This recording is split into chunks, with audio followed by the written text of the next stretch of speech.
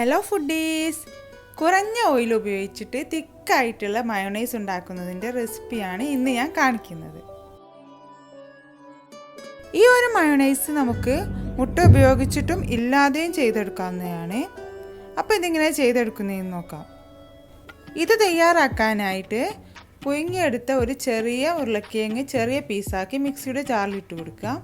ഇതിലോട്ട് ഒരു മുട്ട പൊട്ടിച്ച് വയ്ക്കാം. ഈ ഒരു മുട്ടയ്ക്ക് പകരമായിട്ട് പാൽ ഒഴിച്ച് കൊടുക്കാം. ഇനി ഒരു 3 വെളുത്തുള്ളി ഇട്ട് കൊടുക്കുക.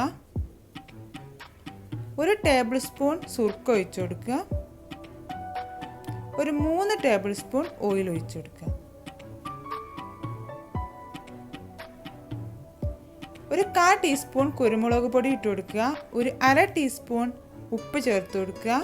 ഒരു 1/2 ടീസ്പൂൺ പഞ്ചസാര കൂടി ചേർത്ത് കൊടുത്തിട്ട് നന്നായിട്ടൊന്ന് അടിച്ചെടുക്കുക. ഒരു 2 മിനിറ്റ് അടിച്ചെടുക്കുക. ഞാനിതിവിടെ നന്നായിട്ട് അടിച്ചെടുത്തിട്ടുണ്ട്. നല്ല തിക്കായിട്ടുള്ള മയോണൈസ് നമുക്ക് കിട്ടിയിട്ടുണ്ട്. വെറും 3 ടേബിൾ സ്പൂൺ ഓയിൽ മാത്രം ഉപയോഗിച്ചിട്ട് ഇത്രയും തിക്കായിട്ടുള്ള മയോണൈസ് നിങ്ങൾ ഉണ്ടാക്കിയിട്ടുണ്ടാവില്ല. അപ്പം ഞാനിതിവിടെ അടിച്ചെടുത്ത ഉടനെ തന്നെ സേവ് ചെയ്യുകയാണ് മന്തിയുടെ കൂടെ. ഇത് നമ്മൾ ഒരു 2-3 മിനിറ്റ് ഫ്രിഡ്ജിൽ വെച്ചിട്ടാണ് സെർവ് ചെയ്യുന്നതെങ്കിൽ കുറച്ചുകൂടെ നല്ല തിക്കായിട്ടുള്ള മയോണൈസ് നമുക്ക് കിട്ടും. അപ്പോൾ ഇതുപോലെ നിങ്ങൾ ഇതുവരെ ട്രൈ ചെയ്തിട്ടില്ല എങ്കിൽ എന്തായാലും ഒന്ന് ട്രൈ ചെയ്ത് നോക്കൂ കേട്ടോ. നിങ്ങൾക്ക് നല്ലതുപോലെ ഇഷ്ടമാവും. അപ്പോൾ ഈ റെസിപ്പി നിങ്ങൾക്ക് ഇഷ്ടമായിട്ടുണ്ടെങ്കിൽ ഇതുപോലുള്ള റെസിപ്പികൾക്കായി ഈ ചാനൽ ഒന്ന് സബ്സ്ക്രൈബ് ചെയ്തേക്കണേ. വീണ്ടും ഒരു പുതിയ റെസിപ്പിയുമായിട്ട് കാണാം. താങ്ക്